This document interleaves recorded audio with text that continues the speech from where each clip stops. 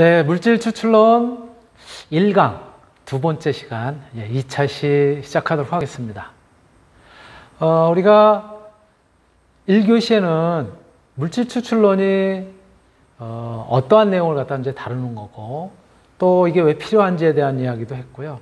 또 천연물로부터 또 유용한 성분을 갖다가 우리가 분리를 해서 그래서 활용하는 그런 분야가 우리 화장품도 당연히 그런 이제 유용 성분을 활용하고 있지만은 의약품이라든가 또는 건강기능식품 또는 우리 이제 화장품 이런 데 이제 활용이 된다고 했는데요.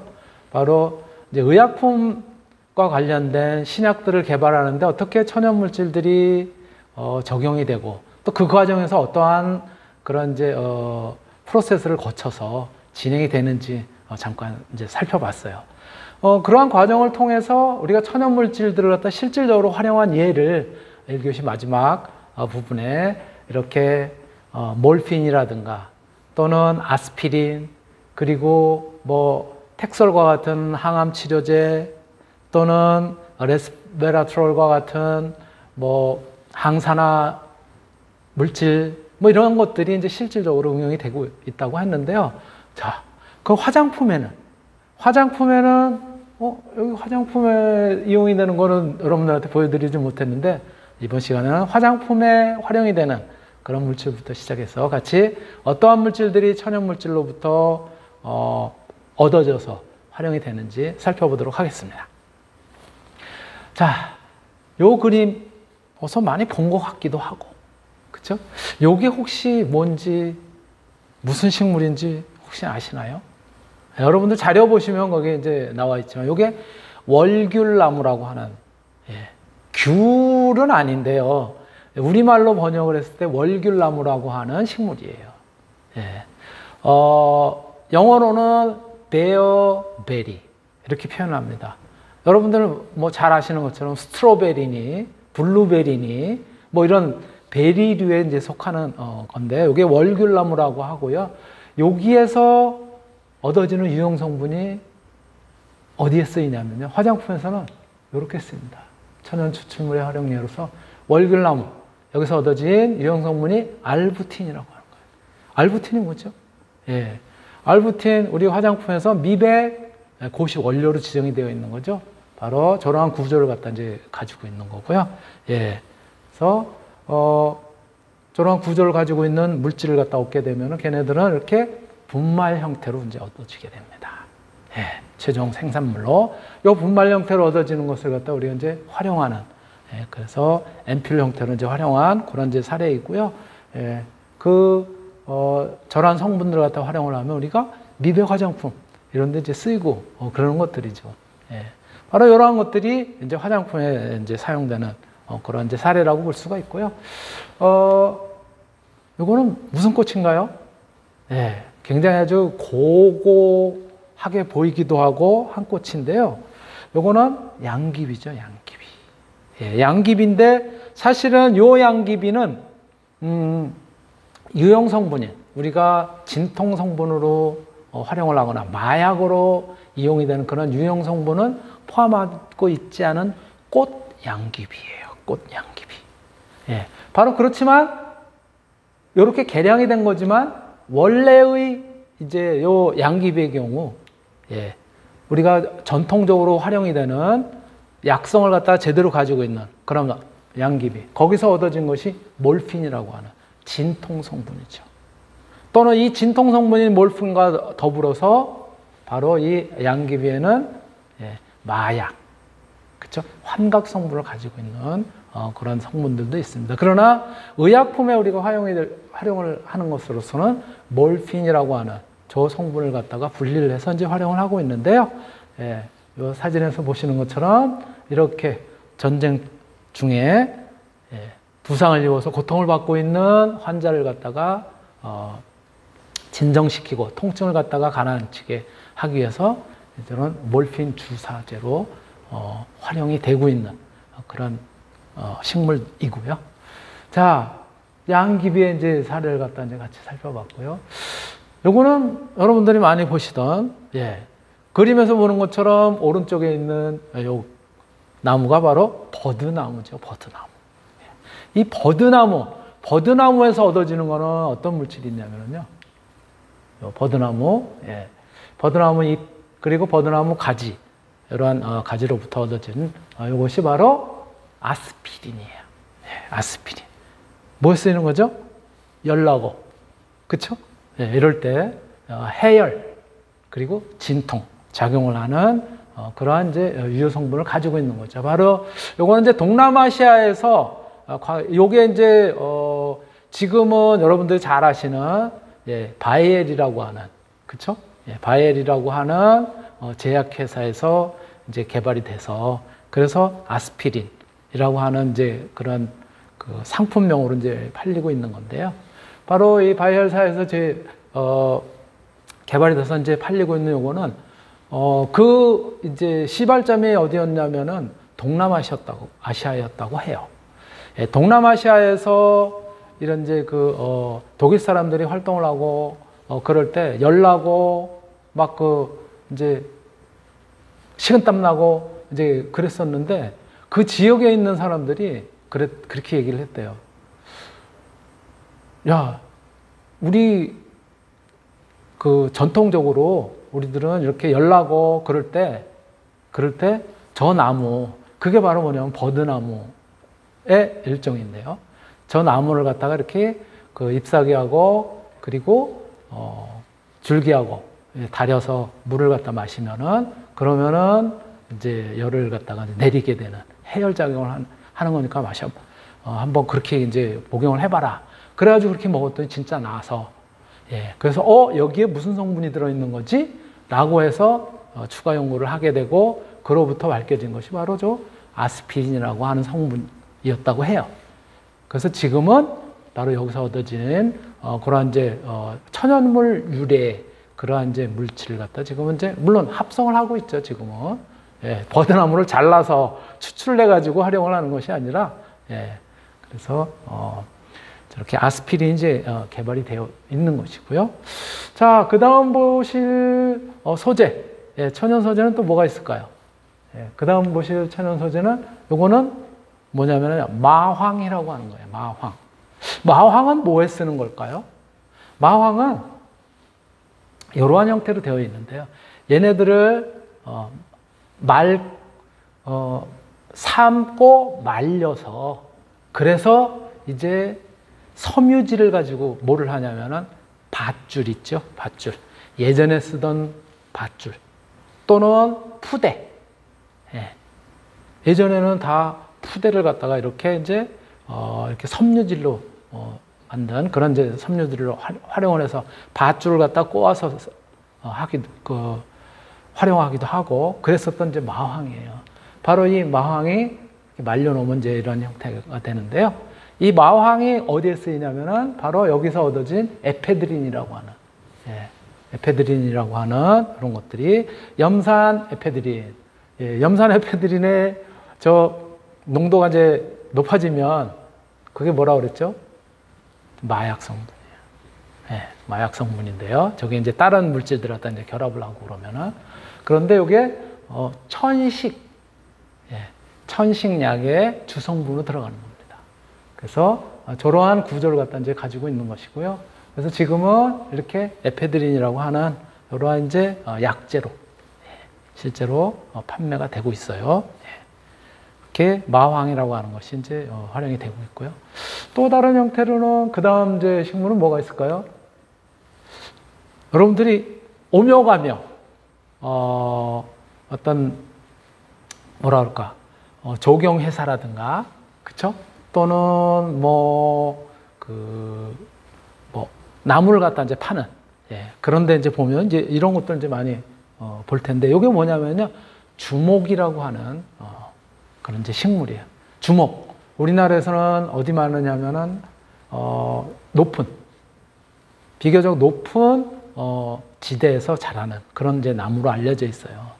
이 주목은 이렇게 빨간 열매를 갖다가 이제 맺어서 맺는 그런 이제 식물로 알려져 있고요. 이렇게 이제 침엽수의 형태로 되어 있고 바늘 형태의 잎사귀를 갖다 가지고 있는데, 빨간 열매를 갖다 맺는다 그래서 주목.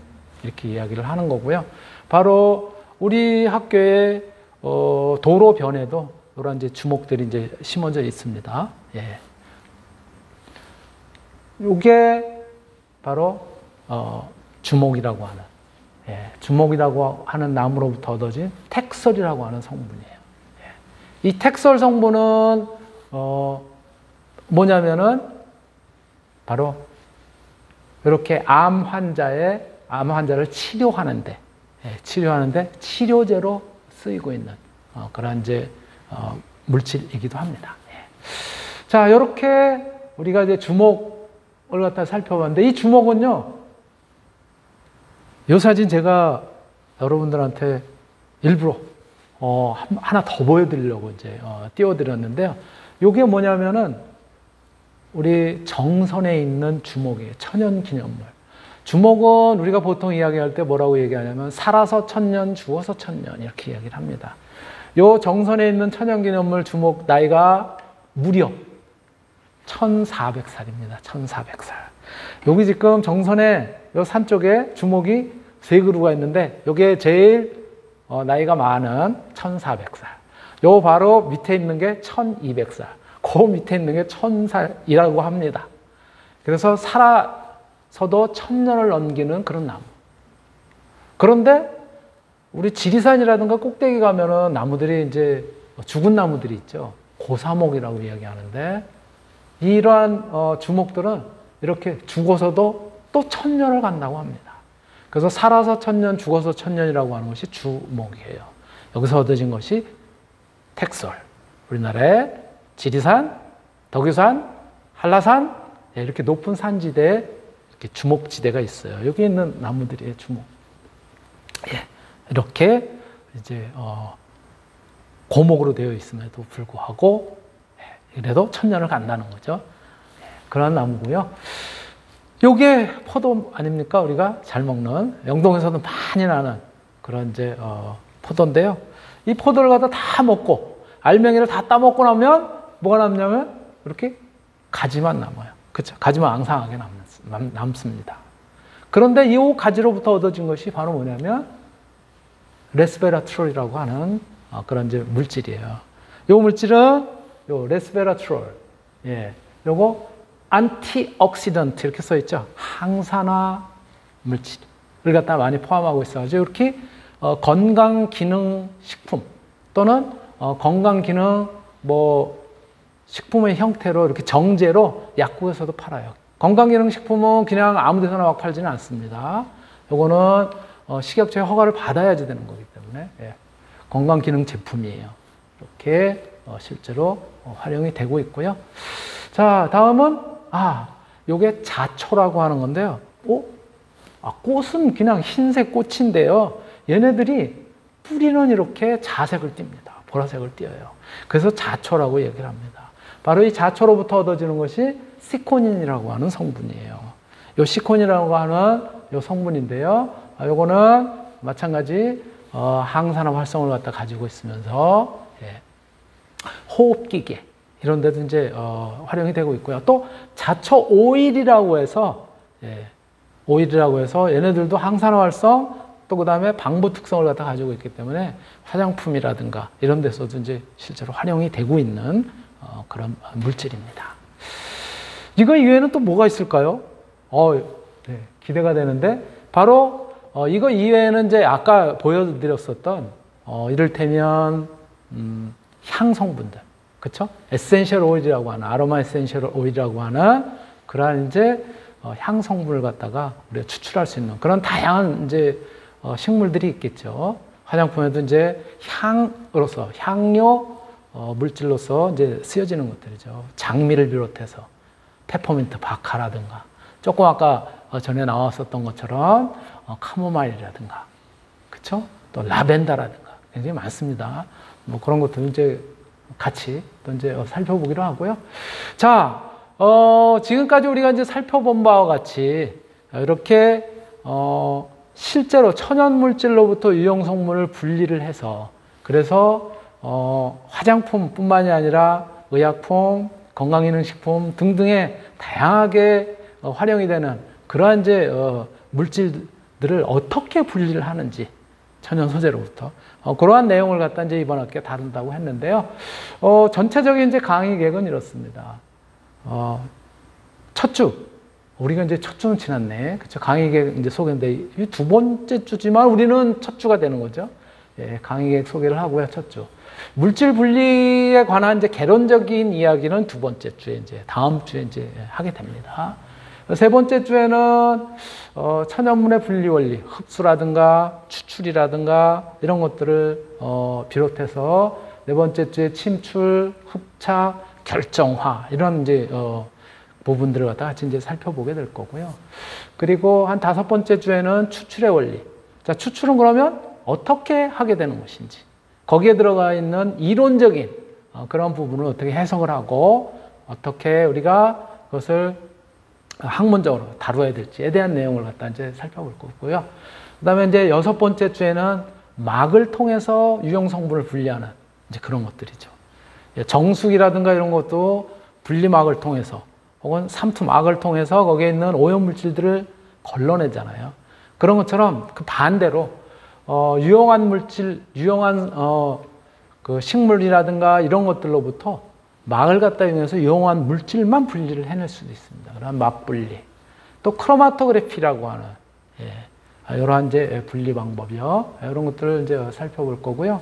그리고 여덟째 주에는 중간고사. 그리고 중간고사 이후에 아홉째 주에는 이제 바이오 물질들. 다양한, 조금 전에도 살펴본 것처럼 다양한 유형 성분을 가지고 있는 그런 물질들을 분리하는 그러한 이제 공정으로서는, 그러한 프로세스로서는 요 앞에서 제시한 요거 말고 실제로 어떻게 응용이 되고 적용이 되는지, 그러한 바이오 물질들, 또 그리고 생리활성 물질의 분리정제, 그리고 그 다음 주에는 원심 분리에 의해서도 물질을 갖다 이제 분리하게 됩니다. 여러분들 잘 아시는 것처럼 많이 들어서 우리가 이제 기에 익은 그런 이제 내용 중에 하나가 뭐냐면은 북한이 농축 우라늄을 갖다가 뭐 분리를 하네, 어쩌네, 원자를 뭐 이제 그 농축 시스템을 갖다가 뭐 가동을 하고 있네, 이렇게 이제 표현을 하잖아요. 뒤에 내용에서 조금 이제 또 이제 다루고 그러겠지만요. 우라늄이라고 하는 것이 원자 번호가 235가 있고 238이 있어요. 238의 경우가 굉장히 안정되어 있는 형태로, 물론 방사능, 그것도 마찬가지 방사능 물질을 갖다 이제 배출을 하지만, 그래도 주로 방사능 물질 또 핵반응을 갖다 일으키는 녀석은 뭐냐면은 반응성이 큰 우라늄 235예요. 원자 번호가 235짜리인 그러한 이제 물질이거든요. 그러면 천연에 거의 존재하는 거는요, 거의 대부분이 238짜리 우라늄이고요. 그 중에 아주 소량이 235예요.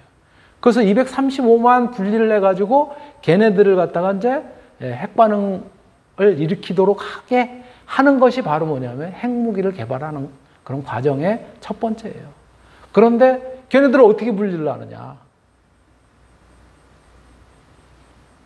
자, 원자 번호가 235, 238 다르잖아요. 그거는 뭐예요? 원자량이 다르다는 얘기죠. 그렇죠?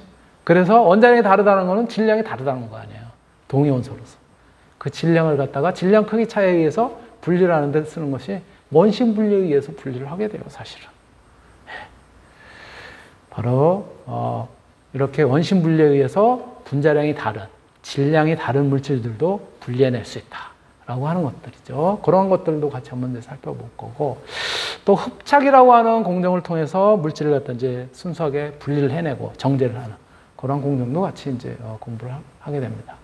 그리고 전기영동이라고 하는 그러한 과정을 통해서, 요거는 이제 어디에도 이제 활용이 되냐면은 우리가 이제 유전자를 갖다가, 유전자 샘플을 갖다가 채취를 해서, 그래서 범인이 맞느냐 틀리냐 DNA 분석하고 이런데 DNA의 아미노산 서열이라든가 이런 것들을 갖다가 우리가 찾아내고 또 분석하고 하는데 바로 이 전기 영동 원리를 갖다 이제 활용을 해서 하게 됩니다.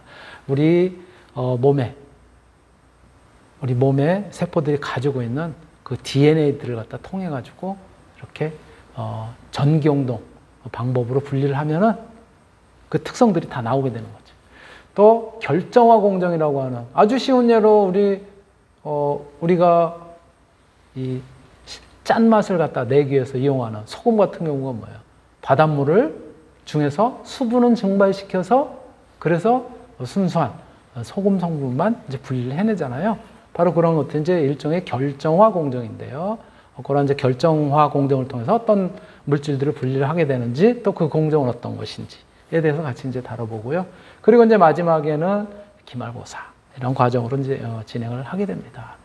이렇게 여러분들하고 한 학기 동안 이러한 이제 주제를 가지고 이제 같이 공부를 하게 될 테고요. 요게 일정은 약간의 변동이 있을 수 있어요. 우리가 실질적으로 오늘 이제 2주차부터 우리는 학교 이제 개강을 하고 2주차부터 이제 우리는 이제 첫 주가 되니까 요것도 조금씩 이제 밀리는 거죠. 그렇죠? 그렇죠? 이게 이제 좀 밀리게 되는 거고. 이렇게 또 중간에 또 이제 휴일도 또 있을 수 있단 말이에요. 어린이날인가가 아마 그 대체 휴일로 이제 월요일에 또 이제 대체 휴일 아마 있는 걸로 알고 있는데 그렇게 그러한 것들에 의해서 조금씩 그 이동이 될 수 있는 여지가 있다라고 하는 부분 말씀을 드리고요. 우리가 물질 추출론의 경우에는 그런 다양한 이제 기존의 책들이 이제 참고 도서로 참고문으로 이제 활용이 되게 됩니다. 도서출판 희중당이라고 하는 곳에서 나와 있는 단위저자. 원래 원저자는 맥케이브라고 하는 그런 유명한 이제 그 학자인데요. 그분이 이제 저술한 요거를 갖다 이제 이화영 교수 외에 몇 분이 이제 번역을 한 요 책이고요. 그 다음에 분리공정 원리라고 하는 요 책의 경우에도 마찬가지 그 해외 외국 저자가 지은 것을 갖다 이제 분리 공정이라고 하는 책으로 이제 번역을 한 요 책도 이제 활용이 되고 또 생물 공정공학이라든가 또 분리의 과학이라든가 이런 책들을 갖다 활용을 해서 여러분들하고 같이 물질 추출론에 관련되는 분리 정제와 관련된 내용을 갖다 같이 공부를 할 테고요. 또 천연물 추출 및 분리 분석이라고 하는 요 책 이제 자유아카데미에서 나온 건데 강성호 교수의 5분이 지은 책이고요. 또 일본에서 나온 책으로 바이오 생산 물질의 분리 정제라고 하는 책이라든가 또 영어로 되어 있는 Mass Transfer Operation이라고 하는 이런 책들 이런 것들도 마찬가지로 참고해서 그래서 같이 공부를 하게 됩니다. 그런 점 말씀을 드리고 공지사항은 제가 여러분들한테 카카오톡 단체방에도 이제 잠깐 이제 공지를 하고 그랬었지만은 우리 이제 수업은 자료를 구글 클래스룸 그리고 학교의 수업 관리 시스템인 LMS 여기에다가 PDF 파일로 이제 올려 놓았고 이미 그렇죠? 여러분들 아마 다운 받아서 이제 오늘 수업에 참여를 했겠지만 그리고 앞으로도 지속적으로 거기를 통해 가지고 강의와 관련된 그런 이제 안내 하게 될 겁니다. 그리고 제가 이제 혹시 과제를 갖다 이제 내는 경우에는 마찬가지 이 과제를 이제는 종이 레포트 이제 요즘 시대의 종이 레포트가 아니라 여러분들이 거의 컴퓨터로 작성을 할 테니까 문서 작성한 그 파일을 구글 클래스룸 그리고 LMS에다가 파일로 제출을 하시기 바랍니다. 두 군데 다 제출하도록 하는 이유는요. 크로스 체킹을 하려고 해요. 분명히 제출했다고 하는데 제가 받지 못하는 경우가 가끔 있어요. 또 여러분들이 깜빡하고 제출한 걸로 이해를 하고 있는데 한쪽에는 예를 들어서 클래스룸에는 올려놨는데 구글 클래스룸에는 LMS에는 빠져있는 경우가 있을 수도 있어요.